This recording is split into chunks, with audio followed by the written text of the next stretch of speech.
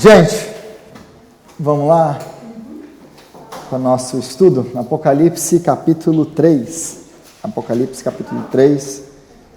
A gente vai do capítulo 3, do versículo 7 ao 13. Hoje com a igreja de Filadélfia.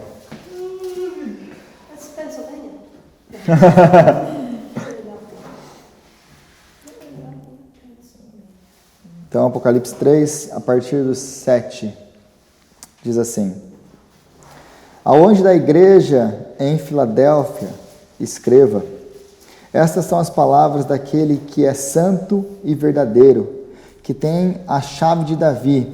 O que ele abre, ninguém pode fechar, e o que ele fecha, ninguém pode abrir. Conheço as suas obras, e eis que coloquei diante de você uma porta aberta, que ninguém pode fechar.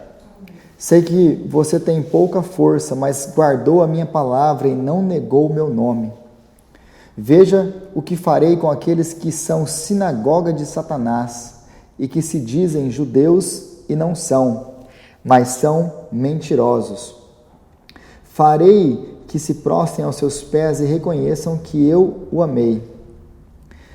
Visto que você guardou a minha palavra de exortação e a perseverança, eu também guardarei da hora da provação que está por vir sobre todo o mundo, para pôr à prova os que habitam na terra. Venho em breve. Retenha o que você tem, para que ninguém tome a sua coroa. Farei do vencedor uma coluna no santuário do meu Deus, e dali ele jamais sairá. Escreverei nele o nome do meu Deus e o nome da cidade do meu Deus, a nova Jerusalém, que desce dos céus da parte de Deus. E também escreverei nele o meu nome. Aquele que tem ouvidos, ouça o que o Espírito diz às igrejas. Então a minha ideia hoje é conseguir fazer as duas igrejas, de Filadélfia e Laodiceia, mas vamos ver que às vezes esses planos meus são meio ousados demais. Então, a igreja de Filadélfia. E aí a gente começa lendo que estas palavras são do santo e verdadeiro. E aqui em Filadélfia é interessante que, diferente dos outros, que ele realmente usa do capítulo 1, algumas metáforas que Jesus usa no capítulo 1 e aplica ali, vai nas igrejas, aqui ele não usa, ele usa apenas uma alusão, né? Mas ele usa referências do Antigo Testamento, porque essa palavra que ele começa aí, santo e verdadeiro, é uma imagem, são referências a Deus no Antigo Testamento. A gente vai achar isso lá em Isaías capítulo 1, Isaías capítulo 5, Isaías capítulo 40 e Apocalipse um pouquinho mais para frente no versículo 6, 10, quando os mártires eles estão clamando a Deus: até quando, ó Deus? Eles falam assim: até quando, ó Deus, ó santo, soberano, santo e verdadeiro. E é interessante aqui que a gente vê essa mistura, e o apóstolo Paulo faz muito isso. Ele aplica textos do Antigo Testamento que falam diretamente de Deus para Jesus. Apesar que o apóstolo Paulo quase não chama Jesus de Deus, como nós vimos em Romanos 9, 5, Romanos 9, capítulo 9, versículo 5, que ele chama diretamente Jesus de Deus. Ele não faz muito isso, mas o que o apóstolo faz muito? Ele faz muito usar textos do Antigo Testamento que falam especificamente de quem é Deus ou de Deus e aplicar eles em Jesus. Então aqui, o que Jesus está falando, o que Jesus está falando de si mesmo, ele está usando os atributos de Deus, o santo, o verdadeiro. Aí ele continua dizendo que ele tem a chave de Davi. Essas são as palavras daquele que é santo e verdadeiro, que tem a chave de Davi. Essa aqui, gente, é uma referência de Isaías 22, 22. Por quê? Porque lá em Isaías, se você for ler Isaías 22, ele está falando de alguém que ele vai ser retirado e alguém que vai ser colocado no lugar. E essa pessoa é uma pessoa de autoridade, de poder, e ela é uma pessoa que tem autoridade de dar acesso à presença de alguém, do rei, de ser uma pessoa que é muito importante, que você garante acesso ou não à presença do rei. Então Jesus é aquele que tem autoridade sobre o templo de Deus e que dá acesso a Deus. Essa é a metáfora que Jesus está falando. Eu sou aquele que dá acesso a Deus. Sou eu que permito alguém, ele é o mediador entre Deus e os homens. É ele que leva para a presença de Deus. Sem Jesus Cristo, ninguém chega na presença de Deus. É isso então aqui que ele está falando. E aí no versículo, também no versículo 8 aí, essa pode ser uma possível alusão ao capítulo 1, versículo 18, quando ele fala que eu estive morto, agora estou vivo, e eu tenho o quê? As chaves da morte e do inferno.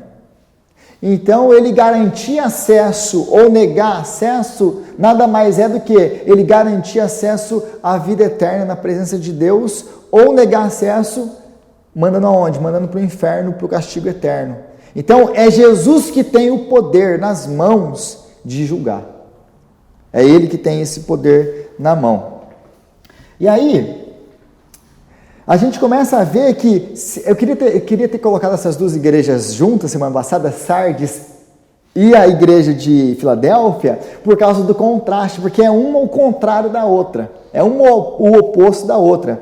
Os cristãos da igreja de Filadélfia tinham sido expulsos da sinagoga. Você lembra que eu falei de Sardes semana passada? Sardes, eles tinham uma grande sinagoga na cidade, do tamanho de um quarteirão. Na antiguidade, você consegue imaginar o valor de uma igreja, de uma sinagoga do tamanho de Sardes? Era, se eu não me engano, a maior sinagoga da Ásia era de Sardes. Então era uma grande sinagoga. E aí você lembra que os cristãos da igreja de Sardes, como que eles estavam vivendo? Eles estavam vivendo sem perseguição, a gente já está super bem recebido, a gente é amado, a gente está aqui tranquilo. Qual que era o problema da igreja de Sardes, vocês lembram? Eles tinham obras, mas as suas obras eram obras mortas, que não valiam nada. É a igreja grande, com um monte de membro, a igreja com tudo dentro, a igreja que tem um monte de programação, só que não prega o verdadeiro evangelho. Essa é a igreja de Sardes. Aí a gente vê aqui a igreja de Filadélfia. A igreja de Sardes também era uma igreja muito bem vista pela sociedade. Por quê? Porque ela adequava a sua mensagem para que a sociedade queria ouvir. Então era uma igreja estimada, é uma igreja que os políticos estariam aqui, olhando, aplaudindo. Por quê? Porque é um cristianismo inofensível, que não fere ninguém, que não acusa ninguém, que não transforma ninguém. Mas, ao contrário, Filadélfia, os irmãos da igreja de Filadélfia, eles tinham sido expulsos das sinagogas. Por que eles tinham sido expulsos das sinagogas? E a gente já viu isso nas outras igrejas, em algumas igrejas para trás. Por que eles tinham, por exemplo, na igreja de Pérgamo, que é uma igreja perseguida também. Então, o que está acontecendo? Eles são expulsos da igreja da sinagoga, na igreja de Filadélfia, por quê? Porque eles se associavam a Cristo. E aí os cristãos, eles não queriam se misturar, ou os judeus não queriam se misturar com os cristãos, e lembra que o judaísmo era uma religião legal no tempo do Império Romano. Você tinha que ter autorizações do Império para você ter uma religião, para você introduzir um novo Deus, e etc, etc. Porque senão você seria cabível de morte. Então o cristianismo era uma religião ilegal.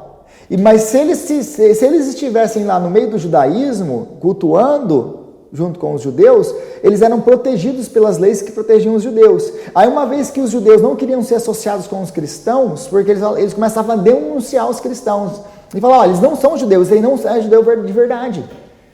E aí os cristãos começavam a ser mais perseguidos. Então os judeus também expulsavam eles das sinagogas. Então é esse o contexto do que está acontecendo aqui. Eles são expulsos das sinagogas, agora eles são perseguidos, agora todo mundo sabe que eles não são judeus, que eles são cristãos, toda a proteção do que o judaísmo dava para eles é retirada. Mas, Rodrigo, são sinagogas de Satanás, daí seria? Não, essa sinagoga judaica é interessante aí, porque a partir do contexto, você entender que eles foram jogados de lado, Aí você começa a entender e interpretar o Apocalipse. Por que Jesus chama eles de sinagoga de Satanás? Porque eles tinham que acolher, na verdade, eles não acolheram. Porque o verdadeiro judeu, aliás, gente, eu preguei final de semana sobre Romanos capítulo 9, mas a gente comparar Romanos capítulo 4 e Romanos capítulo 9, o apóstolo Paulo ele fala isso, se você lembra de tudo que eu preguei, ele fala, não é judeu aquele que o é apenas por ser descendente de Abraão. Lembra? Aí ontem que eu falei, no domingo que eu preguei na mensagem de Romanos 9, ele vai dar o exemplo por exemplo, de Isaac e Ismael, no capítulo 9 de Romanos, e dá o exemplo de Jacó e Esaú.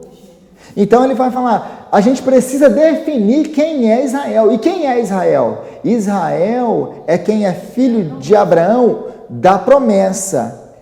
São os filhos espirituais. Não é porque você é filho, porque você é judeu, é que você é filho da promessa. Tem judeu que é filho da promessa? Tem, mas nem todo judeu é filho da promessa. É isso que o apóstolo Paulo está falando. A gente precisa definir. Então, o que Jesus está acusando eles aqui? Olha, eles se dizem filhos da promessa, eles se dizem judeus, mas o judeu verdadeiro é aquele que acredita em Cristo. Então eles não são judeus, eles se acham judeus, mas eles são na verdade sinagogas de Satanás, porque se eles fossem meus, eles me aceitariam. E você entende? Jesus está acusando, eles são judeus de raça, mas eles não são meus. Eles não são meus. E é interessante aí, Jesus então diz que eles são judeus, que eles não são judeus. Por quê? Porque o verdadeiro judeu é aquele que é filho da promessa. Nós somos filhos da promessa. Eles são mentirosos, é isso? Exatamente. Por quê? Porque eles não aceitam Cristo. Então eles não são de Deus. Apesar de eles terem a raça, apesar de eles terem a sinagoga, eles não são. Por isso que a gente precisa saber do contexto. Aí a gente lê isso aqui, agora eu sei do que ele está falando. Jesus está fazendo uma acusação, mas eles não são judeus? Eles são judeus de raça.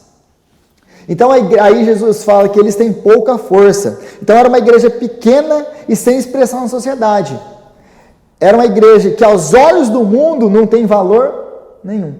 É aquela igrejinha pequenininha que você passa e fala assim, nossa, essa igreja aí... Por quê? Porque não tem força, não tem expressão, não tem ninguém rico, não tem ninguém que seja famoso, não tem nada, é uma igrejinha. Mas aos olhos... Fiquei comparando a de Filadélfia com a nossa. Mas aos olhos do Senhor é uma igreja que tem pouca força, mas persevera na oração. É uma igreja pequenininha, mas que está ali, amando o Senhor, buscando o Senhor, pregando a verdade, buscando conhecimento na palavra. É uma igreja que não tem uma estrutura, uma igreja que não tem nada muito para oferecer, mas é uma igreja que ama o Senhor.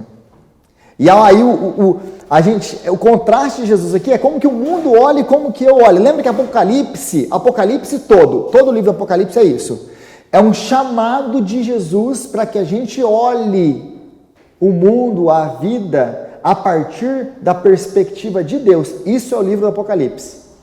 É Deus nos tirando do nosso mundinho aqui, olhando a nossa perspectiva. Nossa, a gente é pequenininho, a gente não tem nada, a gente aqui perseguido, sofrendo, a gente é uma igrejinha que não tem poder nenhum, expressão nenhuma. Aí Jesus nos chama para olhar lá de cima.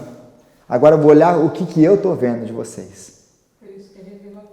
Por isso que é uma revelação. Então, o livro do Apocalipse é esse chamado de Deus para a gente olhar o mundo a partir da perspectiva dele e não da nossa. Esse é o livro do Apocalipse.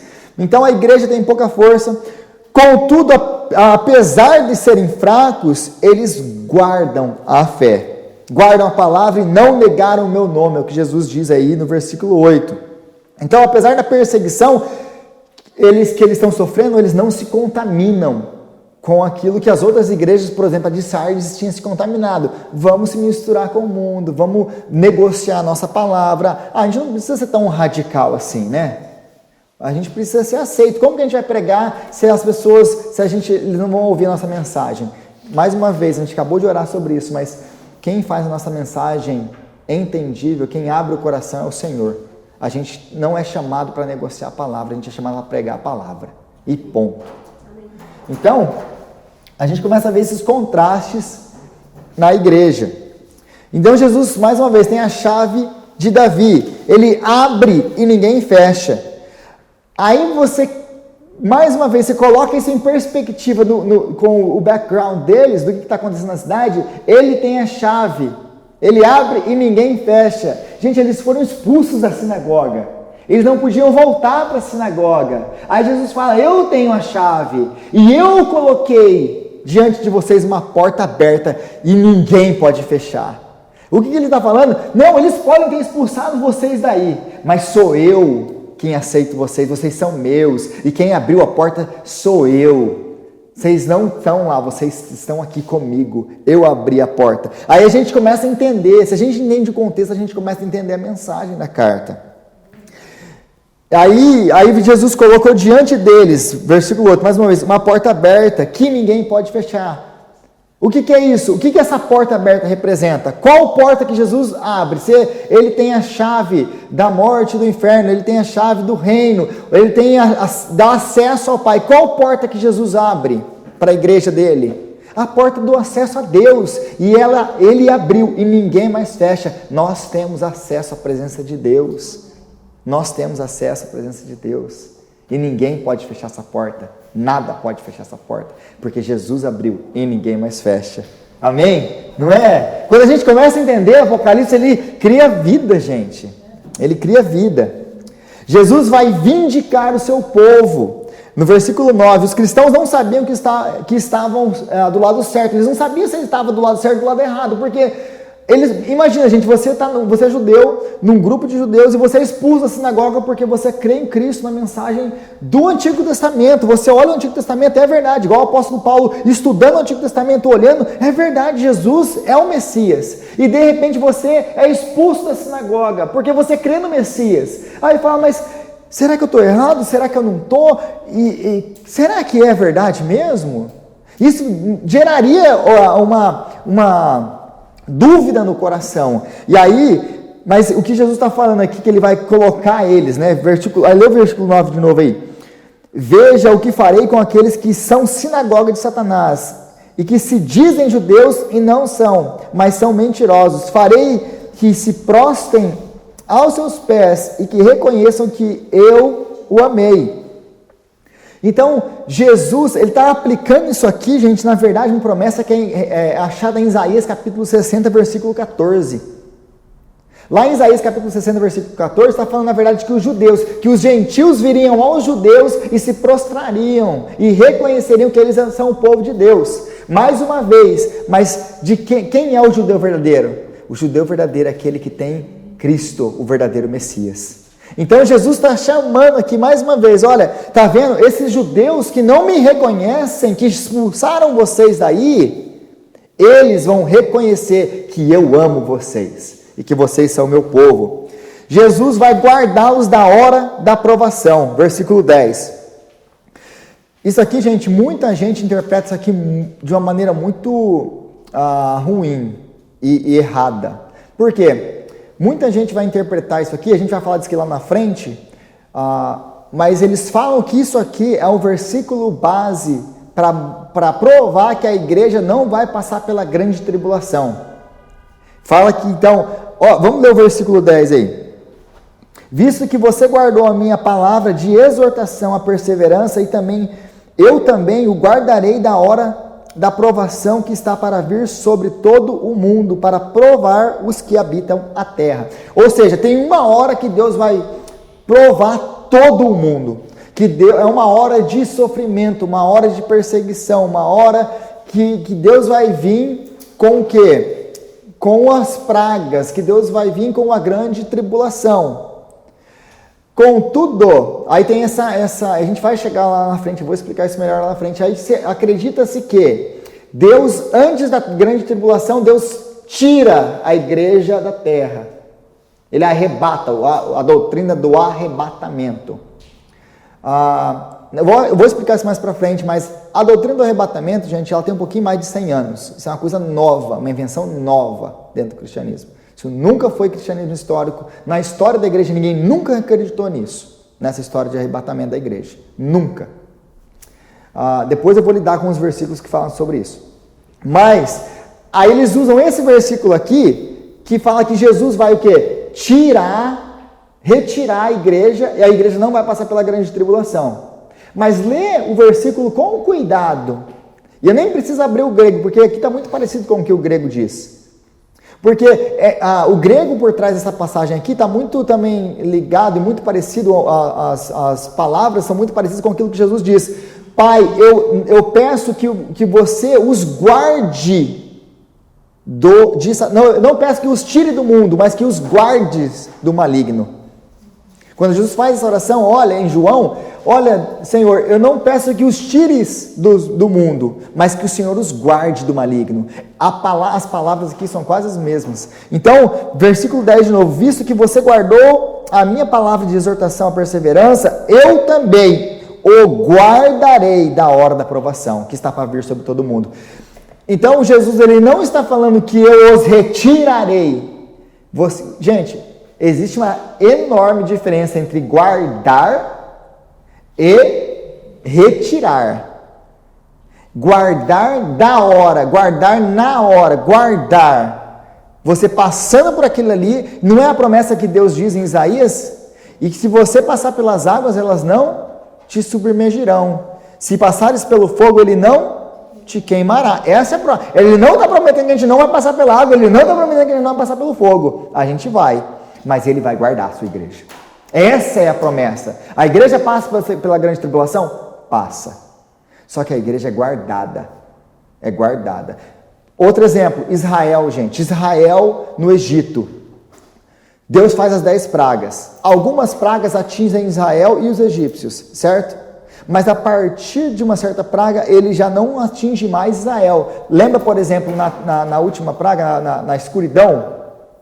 Tinha luz em Gósen, tinha luz na terra dos israelitas, mas todo o Egito estava em trevas.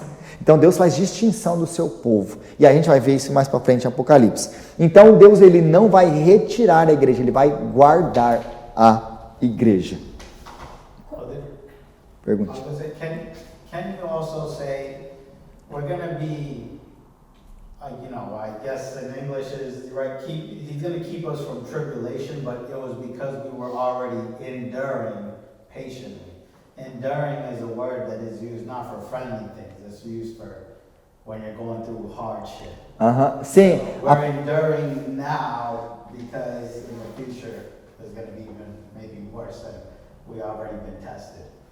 Essa palavra aqui para a igreja deles, eles já estavam passando exatamente por uma tribulação muito grande, eles já estão, eu nem sei como traduzir a palavra enduring para o português, perseverar, né? E seria em português, eu creio que a melhor palavra seria perseverar, para tentar conservar a profundidade da palavra. Então eles já estão perseverando e Deus vai os guardar da hora de tribulação, mas esse aqui é possivelmente uma referência à grande tribulação que está para vir sobre todo o mundo. Eles vão continuar passando por tribulação e Deus vai continuar guardando eles. Como nós vamos passar por tribulação e Deus vai nos guardar? Porque a promessa que eu falei de Isaías agora é para nós. Nós vamos passar e Ele vai nos guardar. Como Ele tem nos guardado. Exatamente. Teve agora a pandemia. Exatamente. Acabamos de passar por uma pandemia. Todos passaram e muitos de nós cristãos passamos também por isso. Exatamente. A gente, imigrante numa terra estrangeira, e eu lembro da época da pandemia, eu ligava para as pessoas, porque eu não podia nem sair de casa, não podia visitar. Gente, que tempo a ministrar as pessoas, como que você faz? Eu falei assim, gente, como não pode pregar, não pode ir para a igreja, não pode abraçar, não pode ir na casa de ninguém. Como que faz? Aí você liga, e aí eu perguntava para as pessoas, e aí, como é que tá? E eu já pensando daquele jeito, nossa, esse aqui não deve estar nem comendo, porque a gente já tem que fazer alguma coisa. Não, Rodrigo, tá difícil, mas nada tem faltado, as coisas têm caminhado com todos que eu liguei, para todos, a mesma resposta. Rodrigo, não tem sobrado, mas não tem faltado nada. Todas as contas estão pagas, a gente está andando. Aí nessa época eu vi o cuidado de Deus para com o seu povo. Deus cuida. A gente vai passar pela pandemia, a gente vai passar pela perseguição, mas o Senhor cuida do seu povo. Amém? E aí... Na pandemia, Deus me deu até uma meta 2. E aí, gente, a gente começa a chegar ao final da carta.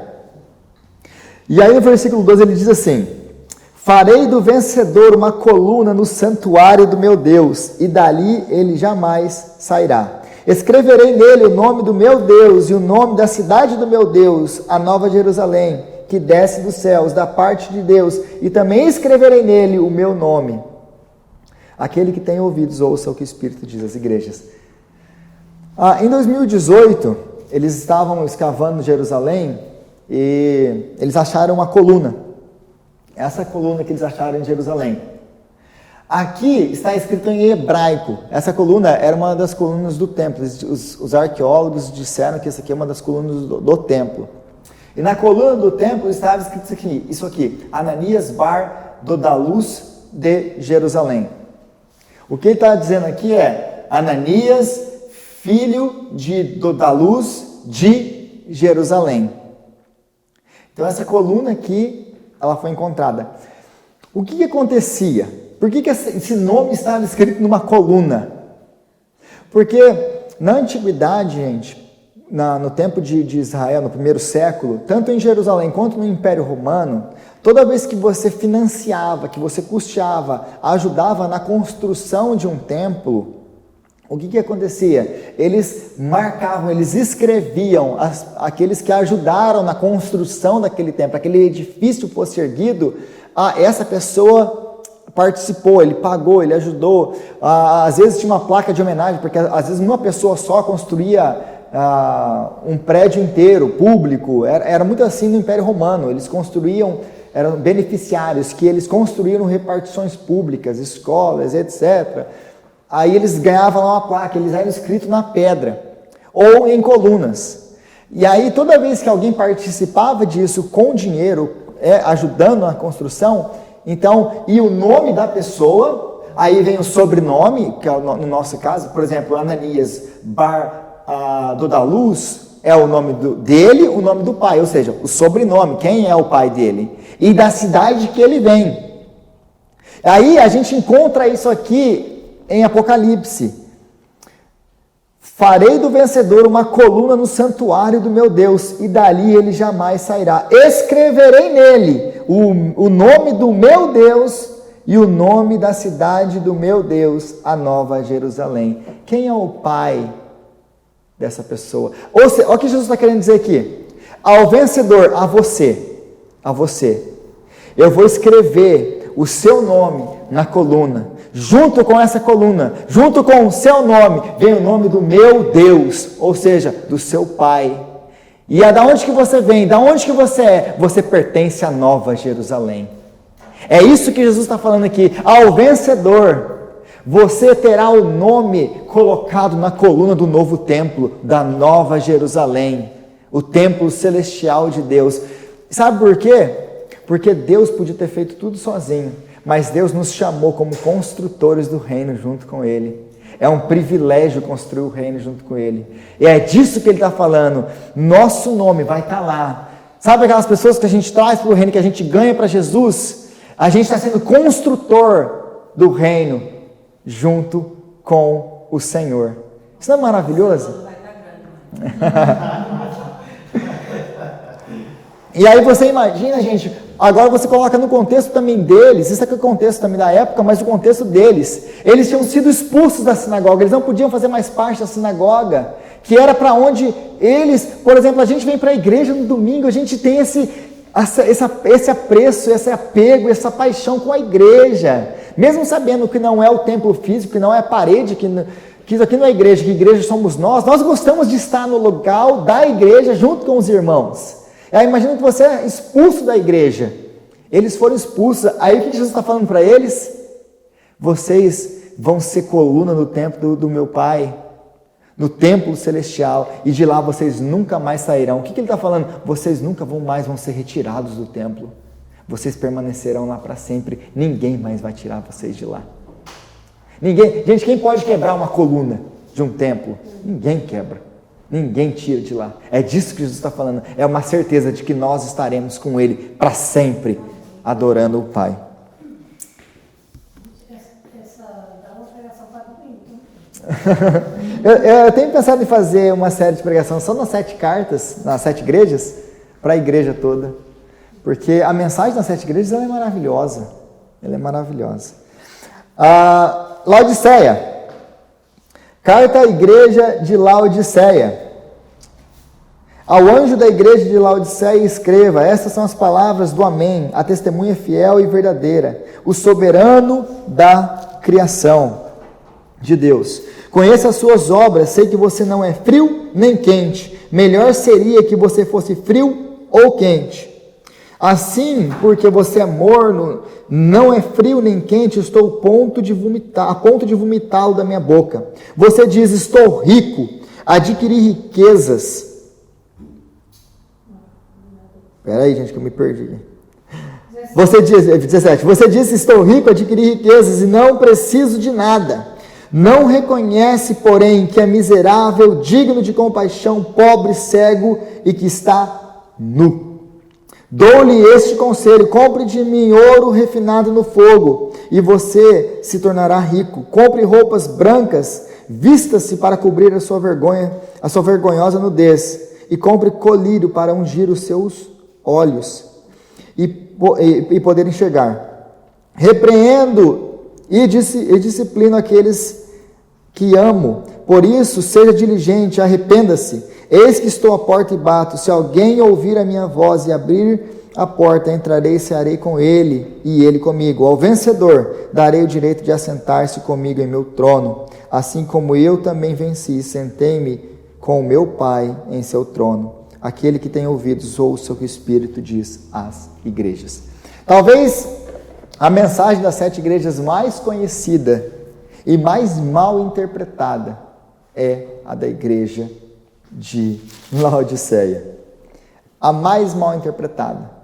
Porque provavelmente você já escutou uma pregação em Laodiceia. Provavelmente todos vocês já escutaram. Talvez você não escutou em Sardes, em Filadélfia e nas outras, mas em Laodiceia você já. Ou pelo menos você escutou esses versículos. Ser morno e etc, etc, etc. Pior que eu já escutei que isso é com os presbiterianos.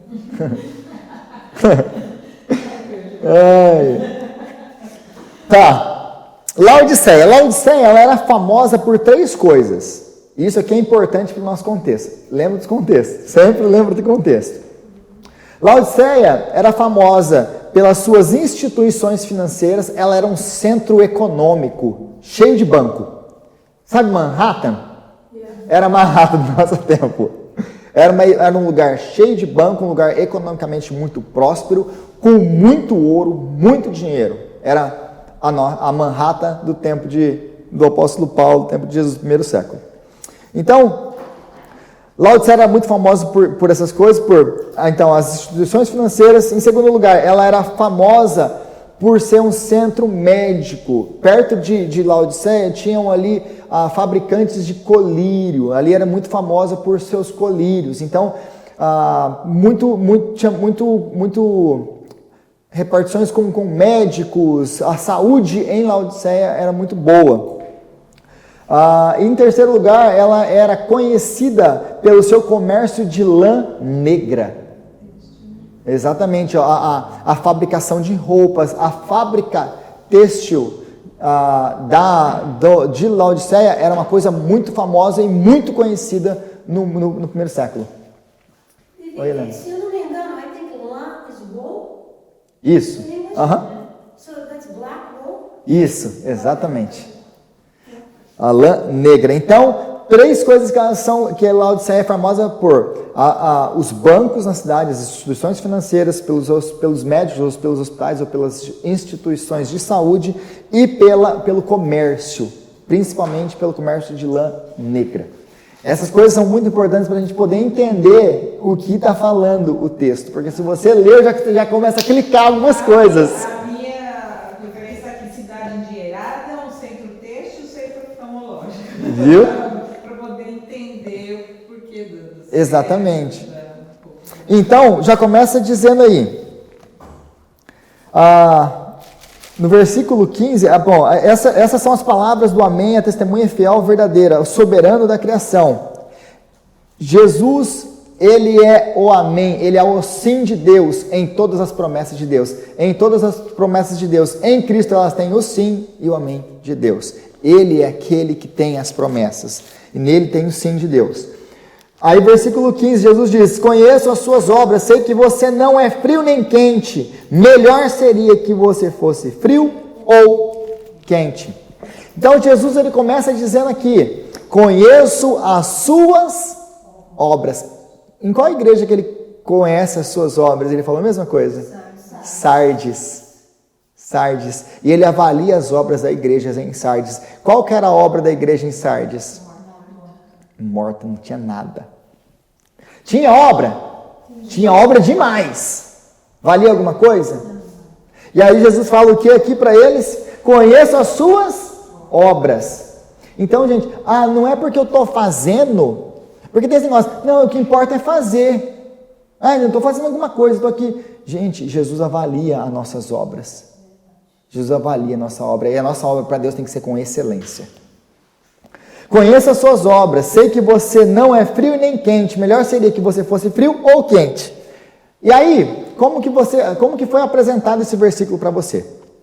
Assim, o cristão quente é o cristão que vai, que faz, que trabalha, é o bom cristão. O cristão frio é aquele cristão indiferente, aquele que não quer nada com nada, aquele que não quer ir para a igreja, esse é o cristão frio e quente.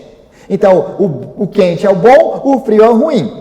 Então, você não pode ser o meio termo, porque o meio termo é o medíocre. O meio termo é aquele que, vai, não vai, não faz. É aquele crente que está ali e não está, né? É ruim, é o que está em cima do muro. É aquele lá, que está lá. Então, é assim que geralmente você escutou esse texto ser interpretado. Mas essa maneira de interpretar esse texto está errada. Então, você apaga, pega a borracha e apaga isso da sua cabeça, porque isso está errado. Isso é uma má interpretação desse texto. Não está em cima do muro. Então, o que Jesus está querendo dizer aqui? Então, que ele tem feito não tem sido com excelência. o que Jesus está querendo dizer aqui? Gente, a cidade de Laodiceia, ela ficava entre duas cidades, que uma era Colosso e outra era Hierápolis. Uma cidade produzia, Colosso tinha o quê? Água fria, água gelada, que era boa para o consumo. Você imagina na Ásia, no frio, no calor da Ásia, dos viajantes, o que você gosta de tomar? Uma água gelada. Então a água gelada era boa para o consumo. Agora, a água quente, para que serve a água quente? Gente, quem gosta de ficar no hot tub, como que fala isso em português? Banheira com água quente. Exatamente. Quem gosta? A Jaqueline ontem ela pegou e estava na banheira com água quente com as meninas, aí ela saiu de lá, nossa, deu até uma moleza agora aqui, porque relaxa o nosso corpo, a gente gosta de água quente, né? Então, o que Jesus está falando? Que água quente e água fria, elas são úteis para alguma coisa. Olha para o próprio contexto. Conheço suas obras, sei que você não é frio nem quente. Melhor seria se você fosse frio ou quente, porque você seria útil para alguma coisa. Se você fosse frio, você serviria para ser tomado. Se você fosse quente, você serviria para ser o quê? Para ser aproveitado para uso medicinal, para relaxar, para alguma coisa. Agora você é morno. E para que serve água morna? Gente, quem que toma água morna?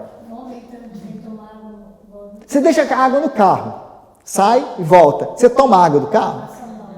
Você não consegue tomar água morna. Para que serve essa água morna? Para nada. Ou ela tem que estar fria, porque aí a gente usa ela para alguma coisa, para beber, etc. Ou ela tem que estar quente, que a gente usa para tomar banho, fazer chá, fazer comida. A gente não usa água morna. E aí tem mais aqui no contexto da cidade, a água que chegava em Laodiceia tinha muito sedimento, cal, etc. Então ela já tinha um outro gosto. A água de Laodiceia não servia para nada. Além de ser morna, ela não servia para nada.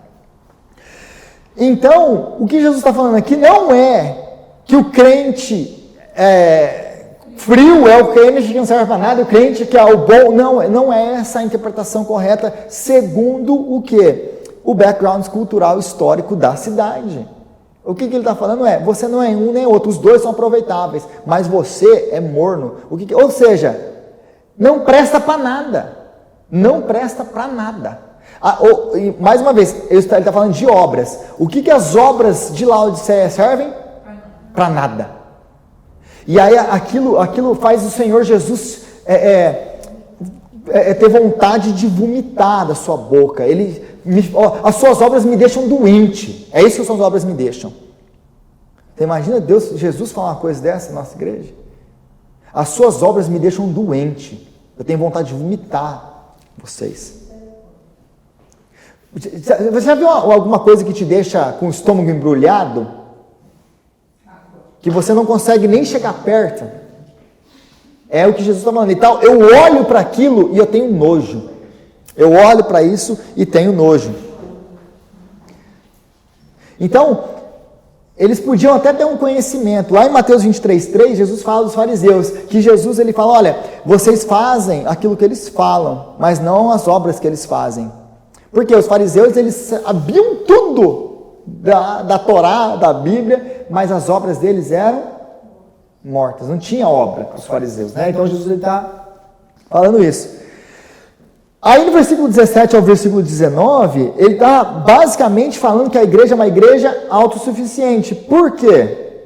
Leia o versículo 17. Você diz, eu sou rico, adquiri riquezas e não preciso de nada. Não reconhece, porém, que é miserável, digno de compaixão, pobre, cego e que está nu. Gente, agora você lembra do contexto da carta. Lembra do contexto da carta. O que Jesus fala? Quais são as 3 coisas que eles são famosos por? Centro financeiro, pelos seus hospitais ou pelos tratamentos, pelos centros oftalmológicos, pela saúde e pela vestidura. Jesus fala o que aqui para eles? Justamente o oposto do que eles acham que eles são. Estou rico, adquiri riquezas e não preciso de nada. Aliás, gente, a cidade de Laodiceia, ela passou por 2 terremotos, um no ano 20 e um no ano 60. No ano 60, eles eram tão ricos que quando o imperador foi mandar o auxílio desastre deles, para eles poderem reconstruir a cidade, eles negaram todo o auxílio do império. Eles não quiseram ser auxiliados pelo império, porque nós não precisamos de ninguém. Nós vamos reconstruir a nossa cidade com o nosso próprio dinheiro. Nós não precisamos do seu dinheiro. Para o imperador de Roma. Eles se achavam os autossuficientes. E essa era a atitude da igreja. A mesma atitude da igreja. Eles se achavam autossuficientes de quem? De Jesus. Nós não precisamos de nada. É por isso que eles... Gente, você já foi na igreja que tem tudo? Tudo. Eles têm dinheiro, eles têm tudo. O que a gente quase não encontra? A gente quase não encontra reunião de oração. Já perceberam isso? Quanto mais rico vai ficando, quanto mais a gente vai ganhando poder, mais a oração vai sendo negligenciada. Já perceberam isso? Dentro das igrejas, estou falando de igreja agora. Por quê? Porque quando a gente é pobre, quando a gente está aqui necessitado, a gente está plantando igreja, aí a gente vem, ora em busca, né? Aí Deus estabeleceu, Deus mandou, Deus proveu, Deus floresceu, a gente começa, não, é a força do meu braço, é a minha inteligência. Ó como a gente é bom, ó como a gente ficou grande, ó como nossa igreja... Uma coisa que nós nunca podemos esquecer é que quem faz na igreja é o Senhor Jesus, não é a força do nosso braço, é sempre Ele. E nós somos dependentes dEle, nós nunca somos autossuficientes. É por isso que muitas vezes Deus deixa a gente passar mesmo por esse tipo de sofrimento, para a gente reconhecer que nós dependemos dEle. E aliás, às vezes eu fico assim, a nossa falta de oração, gente, muitas vezes é por causa disso, porque nós não reconhecemos que nós somos miseráveis, pobres, cegos e nus. Nós não reconhecemos o quanto nós precisamos de oração. Senão isso aqui estava lotado na terça-feira para orar. Se a gente reconhecesse quem nós somos. Então, eles se gabavam pela sua riqueza, pela sua saúde, pelas suas roupas. E Jesus diz para eles que vocês não têm nada. A riqueza de vocês não vale nada. Vocês são cegos e vocês estão nus. Eles tinham toda essa fama. Então essa autossuficiência da cidade entrou neles. E aí, essa ideia então do cristão que eu posso. A força do meu braço é que adquiriu tudo que eu tenho. Quando na verdade sempre foi e sempre será o Senhor. No dia que nós tornarmos independentes, é o dia que Deus olha pra gente, Jesus olha pra gente e fala assim, Você nem sabe que você é miserável, necessitado e nu. E aí outro texto conhecido, versículo conhecido, eis que estou à porta e bato. Do que esse texto está falando? Esse texto está falando o seguinte: Laodiceia, geralmente a cidade da Ásia, os portões da cidade eles ficavam abertos durante a noite.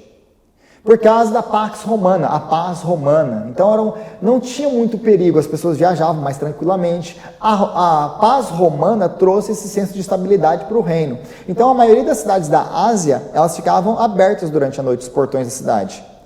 Contudo, Laodiceia tinha o que em Laodiceia? Muito dinheiro, muita riqueza. E eles então fechavam os portões da cidade para guardar a cidade à noite, ao contrário das outras cidades da Ásia. Então Jesus vem e faz o que? Ele vem, eis que estou à porta e bato. Se alguém... Aí a gente... Como que a gente interpreta esse versículo? A gente usa esse versículo para qual tipo de circunstância? Para pregar o evangelho, para a evangelização. Mas o contexto desse texto não está falando de evangelização. Ele está falando de uma igreja autossuficiente. Que Jesus... Gente, olha que chocante é isso.